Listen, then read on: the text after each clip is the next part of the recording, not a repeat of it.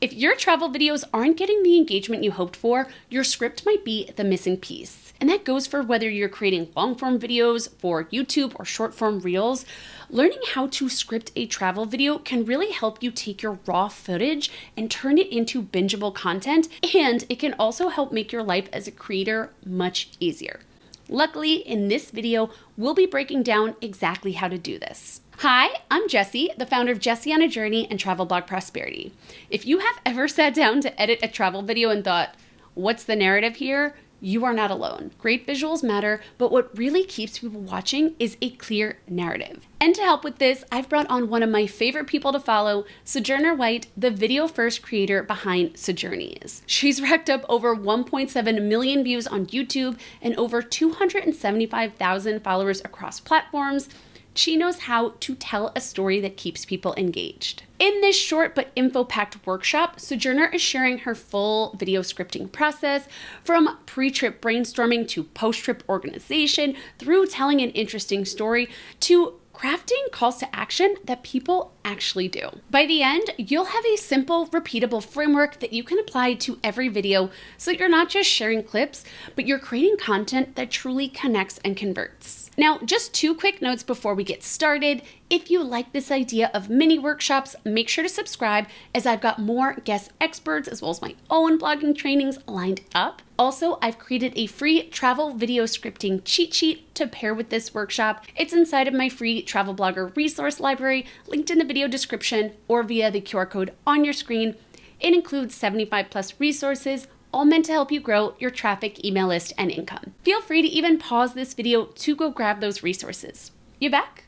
Then let's dive in. Hi, my name is Soujourner White, and I am the travel vlogger and creator behind Soujourneys. I'm also affectionately known as the train travel queen by my community. So as someone who films on trains, planes, and solo as a video first creator, I have a lot of experience filming and scripting travel videos to make the mundane, such as sitting down and relaxing on a 3-day scenic train ride, seem interesting. So today I'm going to teach you how to script travel videos in 5 easy steps. But first, why even do voiceover content as a travel creator? In my opinion, in a sea of travel content, which can seem like an oversaturated market, though I argue there is room for everyone, voiceover content is a great way to stand out. Because one, you can showcase your expertise in your niche by providing informational tips to help solve your audience's problem. You want to provide value and give people a reason to follow you, and one of the easiest ways is to show that you can solve a problem they either knew they had and they're looking for information on how to solve it, or a problem they had no idea they had and now they trust you to give them more tips. For example, as a train travel creator, one of my most popular Instagram videos that has over 1 million views is about how to book a scenic train ride on Amtrak. So let's watch the video and then we'll talk about it. Hard for you to book a cross-country ride on Amtrak because you're using the website wrong. So here's the tip you need to know before booking your train rides. You need to search by the route. So go to amtrak.com/train-routes. Or if you Google Amtrak routes, it should be the first link that pops up. Each route has a name and tells you what cities they stop in. So when it's time to book, you need the departure and the arrival city, and of course the dates you want to take your trip. Click the trip details drop-down menu on the ticket and time you want to go. And if you did it right, you should see the name of the route from the first train routes page. Happy train traveling. So as you saw, that video had a hook that reeled, no pun intended, people in. It gave engaging visuals, which all I did was clip together past train rides and also screen recorded the Amtrak website for more information, and also inspired them to take their own train trip now that they know how to book a train ride on Amtrak. The second reason you should consider doing voiceover content is because people are looking to connect with creators beyond just pretty photos. While I love to see the girlies gallivanting around the globe in flowy dresses with an Anthony Bourdain quote in the caption, people are looking for more. They want more balance, more meat, more juicy stories behind the trip. What did you learn? What went wrong? What went right? Was it underwhelming? Did it exceed your expectations? And what should they know before they go? Are all questions you can answer with voiceover content. Which leads me to reason number 3 is that you're able to showcase more of your personality, which also helps you with the first 2 reasons I gave. In the era of doom scrolling and clickbaity content, voiceover content is a breath of fresh air. It allows us as creators to tap into more storytelling and provide informational tips and tricks to help our audience travel more, better, and often. But it also humanizes us and kind of puts the human experience back at the center of travel content creation. We're the ones influencing them and talking to them and inspiring them to take these trips as if we're their best friends talking to them on FaceTime, which kind of creates a deeper connection between you and your audience too. Voiceover content allows you to embed more of you into your content, which then will help you connect with your audience and grow your platform while also helping them plan their trips and inspire them to travel more. Now that I've hopefully convinced you to give voiceover content a chance, let's talk about the 5 steps you need to know to create a travel script using a video that I've already created talking about the do's and don'ts of hiking Rainbow Mountain in Peru. So we're gonna watch the video and then we'll talk about it. Hiking Rainbow Mountain in Peru is not for the weak. So here are the do's and don'ts from a solo traveler who overestimated her hiking abilities in the Peruvian altitude. Do take an ATV drive to hike Rainbow Mountain with a tour on Airbnb experiences. It includes breakfast, lunch, photo stops, and capturing breathtaking views through the Peruvian hills. But don't underestimate the altitude once you get to the base of Rainbow Mountain. It is over 17,000 feet above sea level. So baby, when it was time to hike, that altitude slapped me in the face every step of the way.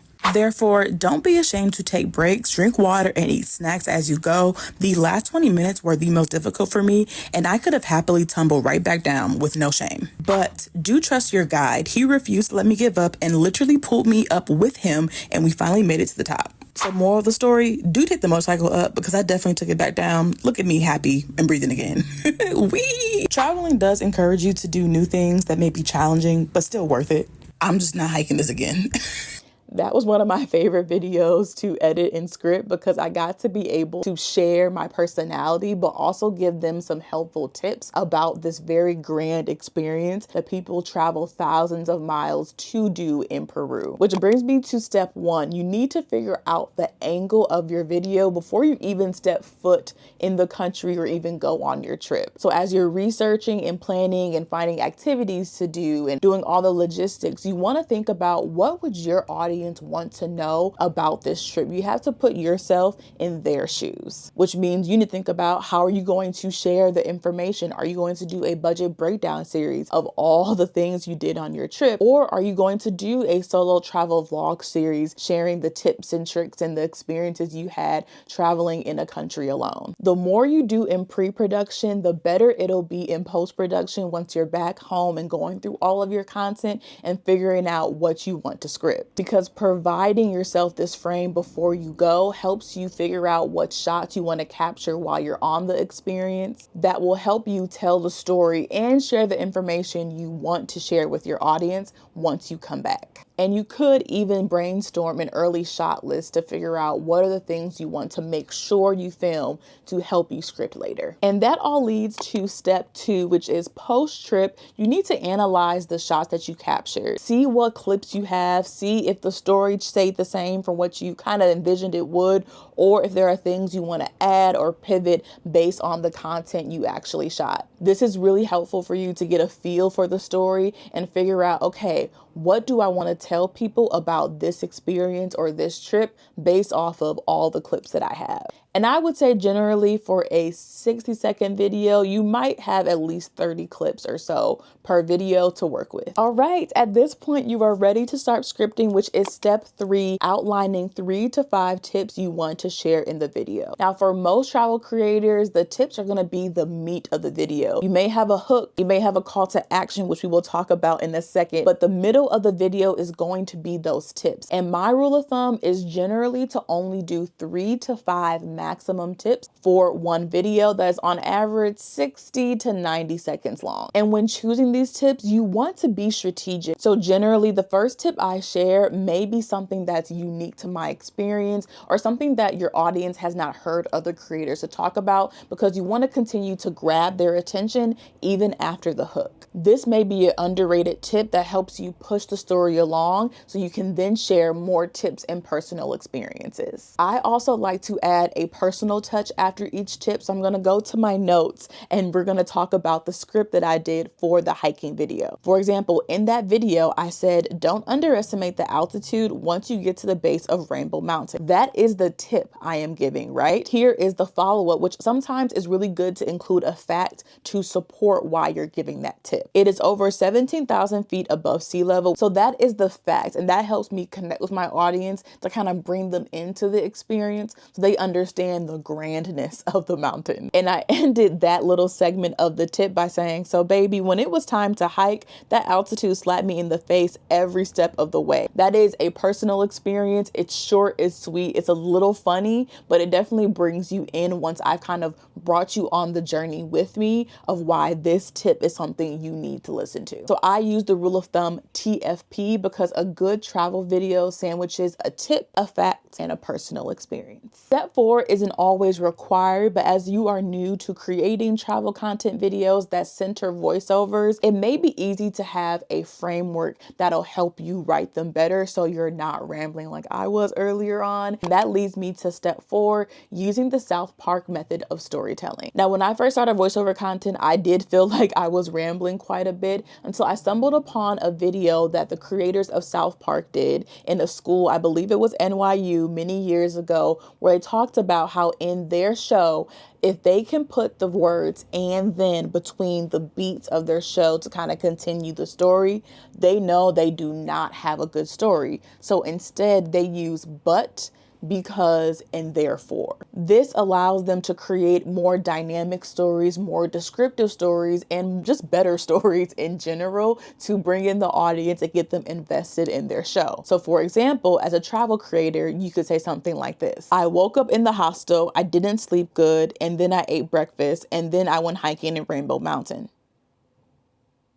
Now, would you want to watch that? No, it sounds like a list. You sound very robotic. So you can say this instead. I woke up in the hostel after a rough night's sleep. With loud dorm roommates, if you know, you know. But I didn't let that stop me from eating a hearty breakfast to fuel for my big day because I was hiking Rainbow Mountain. Therefore, I had to pull it together and ...